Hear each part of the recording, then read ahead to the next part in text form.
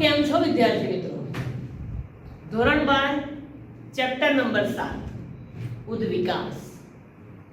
ઉદ્વિકાસમાં અત્યાર સુધીના જે હાલના આપણે ટોપિકની વાત કરીએ કે આપણે ક્યાં સુધી પહોંચ્યા, તો હાલના ટોપિકમાં આપણે જીવની ઉત્પત્તિ પૂરી કરી. જીવની ઉત્પત્તિમાંથી આપણને યુરી મિલરનો પ્રયોગ સમજ્યા, ઓપેરિન હોલ્ડેન સંકલ્પના વિશે વાત કરી ને એના આધારે આપણે એક વસ્તુની ખબર પડી કે સૌથી પહેલા અકોષીય જીવ પૃથ્વી ઉપર ઉતરી આવ્યા, જે મોટા ભાગે પાણીમાં જ જોવા મળ્યા હશે, અને એમાંથી ઉદ્વિકાસની પ્રક્રિયામાંથી પસાર થઈ ધીરે ધીરે પ્રથમ કોષ ધરાવતો સજીવ ઉતરી આવ્યો હશે. હાલના સજીવ કેમ ના આવ્યા એ તો ભગવાન જાણે. હજી એટલે બધા આપણે પહોંચ્યા નથી, પણ આપણે સારું છે કે પેલા બ્રહ્માંડથી પૃથ્વી ઉપર આવ્યા, પૃથ્વી ઉપરથી ધીરે ધીરે અકોષીય જીવ સુધી તો પહોંચ્યા. આજનો ટોપિક છે જીવન સ્વરૂપનો ઉદ્વિકાસ. આ જીવન સ્વરૂપનો ઉદ્વિકાસ કેવી રીતના થયો હશે, જીવંત સજીવ કેમના આયા, તો એના માટે અલગ અલગ ખગોળશાસ્ત્રી, વિચારકો, આપણા ડોહા ડગરા જે પણ નવરા બેઠા હોય, એટલે લોકોનું કામ શું, સલાહ આપવાની. મફત અપાય ને એટલે આપી જ દેવાનું, જે મનમાં આવે એ બોલી નાખવાનું. એટલે તમાર મારા જેવા 2-5 જણા બેઠા હશે નવરા, અને વાત આવી જાય કે ભાઈ જીવ કેમનો ઉત્પન્ન થયો, એટલે એમને એમના મનમાં જે આવ્યું એ હાલવા માંડી. તો એના આધારે વિશિષ્ટ સર્જનવાદનું નિર્માણ થયું.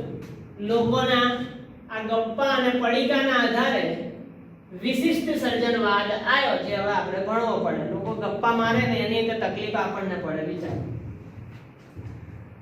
તો આ ખગોળશાસ્ત્રી, વિચારકો, વૃદ્ધ લોકો, ડોહા ડગરા આપણે જે પણ કહીએ, એ લોકોના ગપ્પામાંથી, પડીકામાંથી વિશિષ્ટ સર્જનવાદનું નિર્માણ થયું.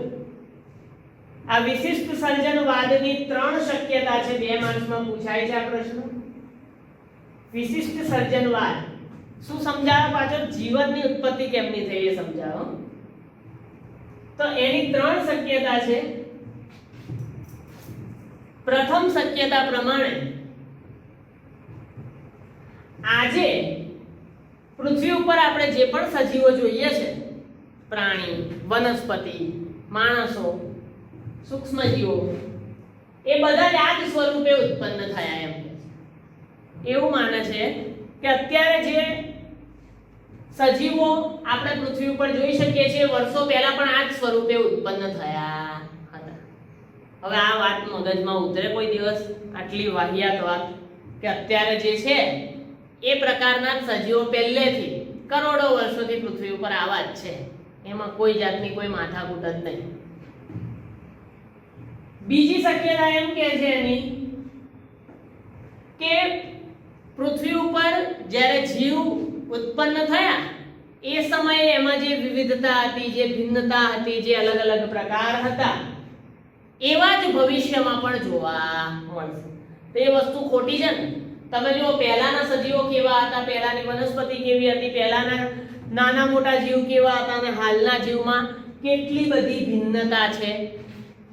કારણ કે જેમ જેમ પર્યાવરણ બદલાય એમ એમ સજીવને એને અનુકૂળ થવા, અનુકૂલન સાધવા, પોતાનામાં પણ ફેરફાર કરવા પડે. એ તો આ લોકો માને નહીં પાછા. એટલે એમને આલી પાડી કે ભાઈ ઉત્પત્તિ સમયે પૃથ્વી ઉપર જે સજીવોમાં જૈવ વિવિધતા હતી, ભવિષ્યમાં પણ એવી જ હશે. અને ત્રીજી શક્યતા મુજબ પૃથ્વી 4000 વર્ષ જૂની છે. અલા 4000 વર્ષ જૂની ક્યાંથી હોય? 4000 વર્ષ પહેલા તો કે અમારા રામાયણ મહાભારત થઈ ગયું છે. પૃથ્વી તો કરોડો અબજો વર્ષ જૂની છે એવું કહી શકાય. બરાબર? એટલે આ ત્રીજી વાત એ પણ એકદમ વાહિયાત. એટલે આવું થાય તો ત્યારે ડોહા ડગરા ગપ્પા મારવા બેહે એટલે પૃથ્વીની વાટ લગાડી મૂકી દે. તો આ 3 શક્યતાઓને આપણે વિશિષ્ટ સર્જનવાદ કહીએ છીએ, 2 માર્ક્સમાં પૂછાય. પણ જેમ જેમ પછી માણસ સમજુ થતા ગયા, 19મી સદી આવી એમ આ વિશિષ્ટ સર્જનવાદના જે ગપ્પા હતા, જે પડીકા હતા, એનો સખત વિરોધ થવા લાગ્યો 19મી સદીમાં કે આવું હોય જ નહીં, આ બધી ગપ્પા છે, વાર્તા છે, આવું ક્યાંથી હોય. તો એનો વિરોધ સાબિત કરવા માટે HMS સમુદ્રી જહાજમાં, બરાબર, HMS એક વસ્તુ અહીં લખવાની રહી ગઈ છે, બીગલ. HMS બીગલ નામનું સમુદ્રી જહાજ લઈને ડાર્વિન વિશ્વની સફરે નીકળ્યો હતો. HMS બીગલ નામનું સમુદ્ર જહાજ લઈને ડાર્વિન વિશ્વની સફરે નીકળ્યો હતો અને વિશ્વની સફર દરમિયાન ડાર્વિને પણ પોતાના ઉદ્વિકાસ માટેના વિચારો રજૂ કર્યા.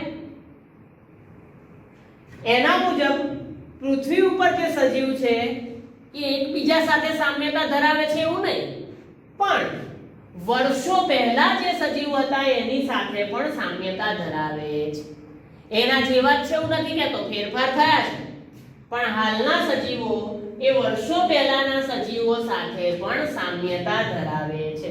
અંડરલાઈન કરી દેવાનું, આ ડાર્વિનનું પ્રથમ તારણ હતું જ્યારે HMS બીગલ સમુદ્ર જહાજ લઈને વિશ્વની સફરે નીકળ્યો હતો ત્યારની વાત.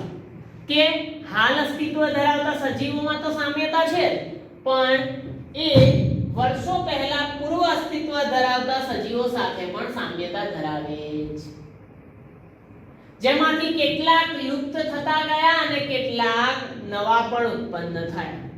કેટલાક પર્યાવરણના બદલાવ સામે ટકી ના શક્યા એટલે લુપ્ત થયા, કેટલાક એની સાથે ટકી શક્યા એટલે નવા પણ ઉત્પન્ન થયા.